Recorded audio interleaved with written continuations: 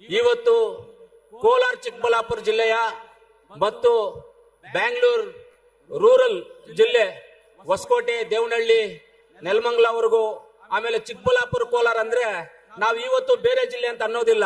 ನಾವೆಲ್ಲ ಅಣ್ಣ ತಮ್ಮಂದಿರು, ಒಂದು ತಾಯಿ ಮಕ್ಕಳು. ಕೋಲಾರ ಚಿಕ್ಕಬಳ್ಳಾಪುರ ಜಿಲ್ಲೆ ಅಂದ್ರೆ ಒಂದು ತಾಯಿ ಮಕ್ಕಳು ನಾವೆಲ್ಲ. ಇವತ್ತು ಈ ಒಂದು ಕಾರ್ಯಕ್ರಮವನ್ನು ಆಯೋಜನೆ ಮಾಡಬೇಕಾದ್ರೆ ಚಿಕ್ಕಬಳ್ಳಾಪುರ ಜಿಲ್ಲಾ ಉಸ್ತುವಾರಿ ಮಂತ್ರಿಗಳು ನಮ್ಮ ಸುಧಾಕರನ್ ಅವರು, ಹಾಗೆ ಕೋಲಾರ ಉಸ್ತುವಾರಿ ಮಂತ್ರಿಗಳು ನಮ್ಮ ಸುರೇಶ್ ಅಣ್ಣ ಅವರು, ಆಮೇಲೆ ಈ ಕಡೆ ನಮ್ಮ ಬ್ಯಾಂಗ್ಳೂರ್ ರೂರಲ್ ಜಿಲ್ಲಾ ಉಸ್ತುವಾರಿಗಳು KH ಮುನಿಯಪ್ಪನವರು, ಇವರೆಲ್ಲರೂ ಸೇರಿ ಈ ಕಾರ್ಯಕ್ರಮವನ್ನ ಆಯೋಜನೆ ಮಾಡಿ ನಮ್ಮೆಲ್ಲರಿಗೂ ಕೆಲವೊಂದು ಜವಾಬ್ದಾರಿಯನ್ನು ಕೊಟ್ಟಿದ್ರು. ಜವಾಬ್ದಾರಿ ಕೊಡಕ್ ಮುಂಚೆ ಒಂದು ಮಾತನ್ನ ಹೇಳ್ತಾರೆ. ಏನ್ ಹೇಳ್ತಾರೆ? ನಮ್ಗೆ ಇವತ್ತು ಭಾರತ ದೇಶಕ್ಕೆ ಸ್ವಾತಂತ್ರ್ಯ ತಂದು ಕೊಟ್ಟಿದ್ದಂತ ಕಾಂಗ್ರೆಸ್ ಪಕ್ಷ, ಭಾರತ ದೇಶಕ್ಕೆ ರೈಲ್ವೆ ರೋಡ್ ಆಗ್ಬೋದು, ಭಾರತ ದೇಶಕ್ಕೆ ಇಂಟರ್ನೆಟ್, ಕಾರು, ಬಸ್ಸು, ರೈಲು ಎಲ್ಲವನ್ನ ಕೊಟ್ಟಿದ್ದಂತ ಕಾಂಗ್ರೆಸ್ ಪಕ್ಷ, ನಮ್ಮ ರಾಹುಲ್ ಗಾಂಧಿ ಅವರ ಕನಸು ಏನಿತ್ತು ಅಂದ್ರೆ, ಯಾರೇ ಆಗ್ಲಿ ನಮ್ಮ ಭಾರತ ದೇಶದ ಮಕ್ಕಳು, ನಮ್ಮ ತಂದೆಯಂದ್ರು, ನಮ್ಮ ತಾಯಂದ್ರು ಯಾರೇ ಆಗಲಿ ಒಬ್ಬರ ಹತ್ರ ಈ ತರ ಕೈ ಚಾಚಬಾರ್ದು, ಅವ್ರಿಗೇನಾದ್ರೂ ಒಂದು ಅವರ ಹಸುಮುಕ್ತ ಭಾರತ ಮಾಡಬೇಕು ಅನ್ನೋ ಒಂದು ಗುರಿ ಇಟ್ಕೊಂಡು ಅವರು ಮನ್ರೇಗಾ ಕಾರ್ಯಕ್ರಮವನ್ನ ನಮ್ಮ ಆಗಿನ ಪ್ರಧಾನಮಂತ್ರಿಗಳಾದಂತಹ ಮನಮೋಹನ್ ಸಿಂಗ್ ಅವರ ನಾಯಕತ್ವದಲ್ಲಿ ನಮ್ಮ ರಾಹುಲ್ ಗಾಂಧಿ ಅವರು ಅವತ್ತು ನಮ್ಗೆ ಮನ್ರೇಗಾ ಕಾರ್ಯಕ್ರಮ ಕೊಟ್ರು. ಮನ್ರೇಗಾ ಕಾರ್ಯಕ್ರಮ ಅಂದ್ರೆ ಏನು?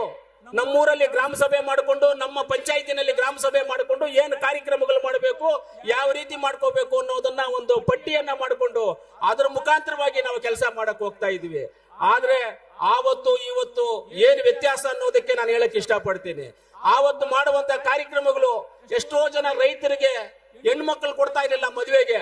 ಈ ಮನ್ರೇಗಾ ಕಾರ್ಯಕ್ರಮ ಬಂದಿರೋದ್ರಿಂದ ಅವ್ರು ಕಷ್ಟಪಟ್ಟು ಕೂಡಾಕಿ ಚೀಟಿ ಹಾಕೊಂಡು ಅದರಲ್ಲಿ ಕೆಲಸ ಮಾಡಿ ಉಳಿದಿದ್ದ ಹಣದಲ್ಲಿ ಮನೆಗಳು ಕಟ್ಕೊಂಡು ಅವರು ಜೀವನಾಂಶವನ್ನ ನಡ್ಕೊಂಡು ಹೋಗ್ತಾ ಇದ್ದಾಗ ಹೆಣ್ಣು ಮಕ್ಕಳು ಕೊಡುವಂತ ಪರಿಸ್ಥಿತಿ ಈಗ ತಾನೇ ಬೆಳ್ಕೊಂಡು ಬರ್ತಾ ಇತ್ತು. ರೈತರನ್ನ ಗೌರವಿಸ್ತಾ ಇದ್ರು. ಇವತ್ತು ಇಂಥ ಒಂದು ಕಾರ್ಯಕ್ರಮವನ್ನ ಆ ಗ್ರಾಮ ಪಂಚಾಯಿತಿ ಮಟ್ಟದಲ್ಲಿ ಇಲ್ಲದೆ ಇರೋದ್ರಿಂದ, ಗ್ರಾಮ ಪಂಚಾಯಿತಿ ಮಟ್ಟದಲ್ಲಿ ಇರಬಾರ್ದಂತೆ, ಅವ್ರಿಗೆ ಗ್ರಾಮ ಪಂಚಾಯಿತಿ ತೀರ್ಮಾನ ಮಾಡಬಾರ್ದಂತೆ. ಅಂದ್ರೆ ಇವತ್ತು ರೈತರು ಅಂದ್ರೆ ಅವ್ರ ಜಮೀನುಗಳನ್ನ ಅಚ್ಚುಕಟ್ಟನ್ನ ಭದ್ರಿಸ್ಕೊಳ್ತಾ ಇದ್ರು, ರಾಜಕಾಲುವೆ ಮಾಡ್ತಾ ಇದ್ರು, ಕೆರೆನ ಅಭಿವೃದ್ಧಿ ಮಾಡ್ತಾ ಇದ್ರು, ಕೆರೆ ಕಟ್ಟೆನ ಅಭಿವೃದ್ಧಿ ಮಾಡ್ತಾ ಇದ್ರು, ತೂಮನ ಅಭಿವೃದ್ಧಿ ಮಾಡ್ತಾ ಇದ್ರು, ಮಶಾನಕ್ಕೆ ಕಾಂಪೌಂಡ್ ಆಗ್ತಾ ಇದ್ರು, ಕಬ್ರಸ್ತಾನ್ಗೆ ಕಾಂಪೌಂಡ್ ಆಗ್ತಾ ಇದ್ರು, ಮಸೀದಿಗಳಿಗೆ ಕಾಂಪೌಂಡ್ ಆಗ್ತಾ ಇದ್ರು, ಚರ್ಚ್ಗಳಿಗೆ ಕಾಂಪೌಂಡ್ ಹಾಕೊಳ್ತಾ ಇದ್ರು ಮನ್ರೇಗಾದಲ್ಲಿ. ಇನ್ನು ಎಷ್ಟೋ ಜನ ಅಂಗನವಾಡಿ ಕೇಂದ್ರಗಳು ಇವತ್ತು ಗ್ರಾಮ ಪಂಚಾಯತಿಗಳೇನಾದ್ರೂ ಹಂತವಾಗಿ ಕಾಣಿಸ್ತಾ ಇದಾವೆ ಅಂತ ಹೇಳಿದ್ರೆ ಅದು ಮನ್ರೇಗಾಯಿಂದ. ಗ್ರಾಮ ಪಂಚಾಯತಿ ಬಿಲ್ಡಿಂಗ್ ಅನ್ನ ಕಟ್ಕೊಳ್ತಾ ಇದ್ರು, ಗ್ರಾಮ ಪಂಚಾಯತಿ ತೀರ್ಮಾನ ಮಾಡಿ ಆ ಬಿಲ್ಡಿಂಗ್ ಅನ್ನ ಮಾಡ್ತಾ ಇದ್ರು.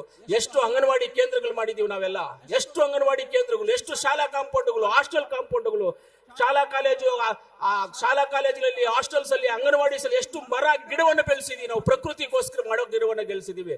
ಇದೆಲ್ಲ ನಮ್ಮ ನಾಯಕರಾದಂತ ರಾಹುಲ್ ಗಾಂಧಿ ಅವರದು ಇದೆಲ್ಲ ಕನಸಾಗಿತ್ತು ಅವ್ರದೆಲ್ಲ. ಇದೆಲ್ಲ ಕನಸಾಗಿತ್ತು. ಇವತ್ತೇನಾಗಿದೆ, ಮನ್ರೇಗಾವನ್ನ ಮೊದಲು 100% ಸೆಂಟ್ರಲ್ ಗೌರ್ಮೆಂಟ್ ಇಂದ ಬರ್ತಾ ಇತ್ತು. ಇವತ್ತು ಸ್ಟೇಟ್ ಗೌರ್ಮೆಂಟ್ 40% ಅಂತೆ, ಸೆಂಟ್ರಲ್ ಗೌರ್ಮೆಂಟ್ 60% ಅಂತೆ. ಏನ್ ಈ 40% ಎಲ್ಲಿ ಹೋಗ್ತಾ ಇದೆ? ಹಂಗಾದ್ರೆ 40% ನಾವ್ ಹಾಕ್ಬೇಕು ಸ್ಟೇಟ್ ಗೌರ್ಮೆಂಟ್ ಇಂದ ಅಂದ್ರೆ ಇನ್ನ 40% ಮೊದಲು ಕೊಡ್ತಾ ಇದ್ದ ದುಡ್ಡು ಎಲ್ಲಿ ಹೋಗೋಕೆ ಪ್ಲಾನ್ ಮಾಡಿದೀರಾ ನೀವು? ಏನಾದ್ರೂ ಉದ್ದೇಶ ಏನು ನಿಮ್ದು? ಉದ್ದೇಶ ಏನು ಅಂತ ತಿಳಿಸಿ ನಮ್ಮ ರೈತರಿಗೆ, ಈ ಭಾರತ ದೇಶ ಜನಕ್ಕೆ ಅಂತ ನಾವು ಕೇಳ್ತೀವಿ ನಿಮ್ಮನ್ನ. ಇವತ್ತು ಅಷ್ಟೊಂದು ಕಾರ್ಯಕ್ರಮಗಳನ್ನ ಕೊಟ್ಟಿದ್ದಂತವ್ರು ಇವತ್ತು ಸ್ಯಾಟಲೈಟ್ ಥ್ರೂ ಸೆಲೆಕ್ಟ್ ಮಾಡ್ತಾರಂತೆ, ಯಾವ ಊರಲ್ಲಿ ಕೆಲಸ ಆಗ್ಬೇಕು, ಯಾವ ಊರಲ್ಲಿ ಕೆಲಸ ಮಾಡಬಾರ್ದು ಅಂತ. ಸ್ಯಾಟಲೈಟ್ ಅಲ್ಲಿ ಏನಪ್ಪ ಕಾಣಿಸುತ್ತೆ ನಿನ್ಗೆ? ನಮ್ಮ ಹಳ್ಳಿಗಳಲ್ಲಿ ಬಂದ್ಬಿಟ್ಟು ರೈತರು ಕುರಿಗಳು ದೊಡ್ಡಿ ಮಾಡ್ಕೊಳ್ತಾ ಇದ್ರು, ದನದ ಕೊಟ್ಟಿಗೆ ಮಾಡ್ಕೊಳ್ತಾ ಇದ್ರ ಇಲ್ಲೋಪ್ಪ? ದನಗಳ ಕೊಟ್ಟಿಗೆ, ಕುರಿಗಳ ಕೊಟ್ಟಿಗೆ ಮಾಡ್ಕೊಳ್ತಾ ಇದ್ರು. ಇವತ್ತು ಎಲ್ಲಿ ಅದೆಲ್ಲ ಮಾಡೋದು? ಇವ್ರು ಸ್ಯಾಟಲೈಟ್ ಥ್ರೂ ಮಾಡಿ ಸೆಲೆಕ್ಟ್ ಮಾಡ್ತಾರಂತೆ. ಅವರೇ ಸೆಲೆಕ್ಟ್ ಮಾಡಿದ್ದಲ್ಲಿ ಊರು ಆಯ್ತು. ಒಂದು ಪಂಚಾಯತಿನಲ್ಲಿ 10 ವಿಲೇಜ್ ಇರುತ್ತೆ, 10 ವಿಲೇಜ್ 5 ಸೆಲೆಕ್ಟ್ ಮಾಡ್ತಾರೆ, 5 ಸೆಲೆಕ್ಟ್ ಮಾಡೋದಿಲ್ಲ. ಆ 5 ಊರಲ್ಲಿ ಇರ್ತಕ್ಕಂಥ ನಮ್ಮ ಹೆಣ್ಮಕ್ಳು, ನಮ್ಮ ರೈತರು ಏನಾಗ್ಬೇಕು? ಅವ್ರಿಗೆಲ್ಲ ಅನ್ಯಾಯ ಆಗಲ್ವಾ? ಈ ಅನ್ಯಾಯವನ್ನ ಏನ್ ಅನ್ಯಾಯ ಮಾಡ್ತಾ ಇದ್ದಾರೆ ಇವತ್ತು ಸೆಂಟ್ರಲ್ ಗೌರ್ಮೆಂಟ್ ಇಂದ, ಅದನ್ನ ನಾವೆಲ್ಲರೂ ಸೇರಿ ವಿರೋಧ ಮಾಡ್ಬೇಕು. ಅದನ್ನು ವಿರೋಧ ಮಾಡಿ ಮೊದಲು ಯಾವ ಸಿಸ್ಟಮ್ ಅಲ್ಲಿ ಇತ್ತು, ರೈತರಿಗೆ ಅನುಕೂಲವಾಗುವಂತ ಸಿಸ್ಟಮ್ ಏನಿತ್ತು ಇದರಲ್ಲಿ, ಆ ಅನುಕೂಲವಾಗುವಂತ ಸಿಸ್ಟಮ್ ನ ಯಾಕೆ ನೀವು ಈ ರೀತಿಯಲ್ಲಿ ಮಾಡ್ತಾ ಇದ್ದೀರಾ? ನಾವೇನಾದ್ರೂ ಇನ್ನು ಮುಂದೆ ಎಚ್ಚೆತ್ಕೊಳ್ದೇ ಇದ್ರೆ ಎಲ್ಲ ಮಾತ್ರ ಗಾಂಧಿ ಹೆಸರನ್ನೇ ಮುರ್ತೋಗ್ಬಿಡ್ತಾರೆ. ಇನ್ನವರು ಮೆತ್ತಗೆ ಒಂದೊಂದೊಂದೊಂದೊಂದೊಂದು ಕತ್ತರಿಸ್ಕೊಂಡು ಬರ್ತಾರೆ. ಹೆಂಗಂದ್ರೆ ಮರ ಇರುತ್ತೆ, ಬೇರುಗಳಿರ್ತವೆ, ಸೆಂಟ್ರಲ್ ಇರುತ್ತಲ್ಲ ಬೇರು ದೊಡ್ಡದು, ಅದನ್ನ ಒಳಗಡೆಯಿಂದಾನೆ ಕಟ್ ಮಾಡಿಬಿಡ್ತಾರೆ. ಆಟೋಮೆಟಿಕ್ ಆಗಿ ಮರ ಬಿದ್ದು ಗಾಳಿಗೆ ಬಂದು ಬಿದ್ದೋಯ್ತು ಅಂತ ಹೇಳ್ಬಿಡ್ತಾರೆ. ಬೇಕಂದ್ರೆ ಆ ರೀತಿಯಲ್ಲಿ ಮಾಡ್ತಾರೆ. ಅದರಿಂದ ನಾವೆಲ್ಲ ಎಚ್ಚೆತ್ಕೊಂಡು ಏನಿವತ್ತು ಮನ್ರೇಗಾ ಕಾರ್ಯಕ್ರಮ ಇದೆ, ಮೊದಲ ಸಿಸ್ಟಮ್ ಏನಿತ್ತು ಆ ಸಿಸ್ಟಮ್ ಪ್ರಕಾರವಾಗಿ ಹೋಗಬೇಕು ಅನ್ನೋದು ನಮ್ಮೆಲ್ಲರ ಉದ್ದೇಶ. ಅದಕ್ಕೆ ಇವತ್ತು ಈ ಸಭೆಯನ್ನ ಮಾಡಿ ಎಲ್ಲರಿಗೂ ಇದನ್ನ ತಿಳುವಳಿಕೆ ಕೊಡಬೇಕು. ಏನ್ ಮನ್ರೇಗಾ, ಆಮೇಲೆ ಇವಾಗ FM ಅಲ್ಲಿ ಬೇರೆ ಅಡ್ವರ್ಟೈಸ್ಮೆಂಟ್ 125 ದಿನ ಕೊಡ್ತಾ ಇದ್ದೀವಿ. 125 ದಿನ ಏನಪ್ಪ 125 ದಿನ? ನೀವೇನ್ ಸ್ಯಾಟಲೈಟ್ ಇಂದ ಸೆಲೆಕ್ಟ್ ಮಾಡ್ಕೊಡೋದಾ? ಯಾರು ಸ್ಯಾಟಲೈಟ್ ಇಂದ ಸೆಲೆಕ್ಟ್ ಮಾಡ್ಕೊಡೋರು ಯಾರು? ಏನದು ಸ್ಯಾಟಲೈಟ್ ಇಂದ ಸೆಲೆಕ್ಟ್ ಮಾಡ್ಕೊಡೋದು? ನೀವು ಎಲ್ಲಿ ನೀವು ಗುರುತಿಸಿ ನೀವೇ ಡಿಸೈಡ್ ಮಾಡೋದು ಕೆಲಸ ಅಂತ? ಕಾಂಟ್ರಾಕ್ಟರ್ ಕೆಳಗಡೆ ನಮ್ಮ ರೈತರ ಕೆಲಸ ಮಾಡ್ಬೇಕಾ? ಇವತ್ತು ನಾವ್ ಹೇಳ್ತಾ ಇದ್ದೀವಿ ಬಿಜೆಪಿ ಸರ್ಕಾರದವರಿಗೆ, ಇನ್ನು ಸ್ವಲ್ಪ ದಿನ ಹೋದ್ರೆ ನೀವು ಮಾಡುವಂತ ಕೆಲಸಗಳೇನಾದ್ರೂ ಮಾಡಿದ್ರೆ ರೈತರನ್ನ ಮ್ಯೂಸಿಯಂ ಅಲ್ಲಿ ನೋಡ್ಬೇಕಾಗ್ತದೆ. ಇವ್ರು ರೈತರು, ಇದು ನೇಗಿಲು, ಇದು ಚೆನಿಕೆ, ಇದು ಈ ತರ ಇದ್ರು, ಪಂಚೆ ಕಟ್ತಾ ಇದ್ರು ಅಂತ ಮ್ಯೂಸಿಯಂ ಅಲ್ಲಿ ನೋಡುವಂತ ಪರಿಸ್ಥಿತಿಗೆ ತಂದಿಡ್ತಾ ಇದ್ದೀರಾ ನೀವು. ಆದ್ರೆ ನಾವು ಮ್ಯೂಸಿಯಂ ಅಲ್ಲಿ ನೋಡೋಕೆ ಪರಿಸ್ಥಿತಿನ ತಂದಿಡೋದಕ್ಕೆ ನಾವು ಬಿಡೋದಿಲ್ಲ.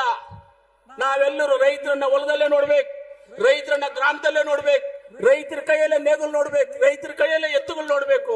ಇದನ್ನ ನಮ್ಮ ಕಾನ್ಸೆಪ್ಟ್ ಇದೆ, ನಮ್ಮ ಕಾಂಗ್ರೆಸ್ ಪಕ್ಷದ ಕಾನ್ಸೆಪ್ಟ್. ಈ ಕಾನ್ಸೆಪ್ಟ್ ಇಟ್ಕೊಂಡಿದೀವಿ ನಾವು. ಆದ್ರೆ ನಿಮ್ಮ ಕಾನ್ಸೆಪ್ಟ್ ಅನ್ನ ನಾವು ಒಪ್ಪೋದಿಲ್ಲ. ಆದ್ರಿಂದ ಅದನ್ನ ನಾವು ವಿರೋಧ ಮಾಡ್ತಾ ಇದೀವಿ ಅಂತ ಹೇಳ್ತಾ, ಇವತ್ತು ಈ ಒಂದು ದೊಡ್ಡ ಕಾರ್ಯಕ್ರಮದಲ್ಲಿ ಭಾಗವಹಿಸಿರ್ತದೆ ನೀವು ವೇದಿಕೆ ಮೇಲೆ ಇರ್ತಕ್ಕಂಥ ಎಲ್ಲ ಹಿರಿಯರು, ಕಾಂಗ್ರೆಸ್ ಪಕ್ಷದ ಅಣ್ಣ ತಮ್ಮಂದಿರು ಎಲ್ಲರಿಗೂ ಧನ್ಯವಾದಗಳನ್ನು ತಿಳಿಸಿ ನನ್ನ ಮಾತನ್ನ ಮುಗಿಸ್ತಿದೆ. ಜೈ ಕಾಂಗ್ರೆಸ್, ಜೈ ಜೈ ಕಾಂಗ್ರೆಸ್, ಜೈ ಕಾಂಗ್ರೆಸ್, ಜೈ ಜೈ ಕಾಂಗ್ರೆಸ್.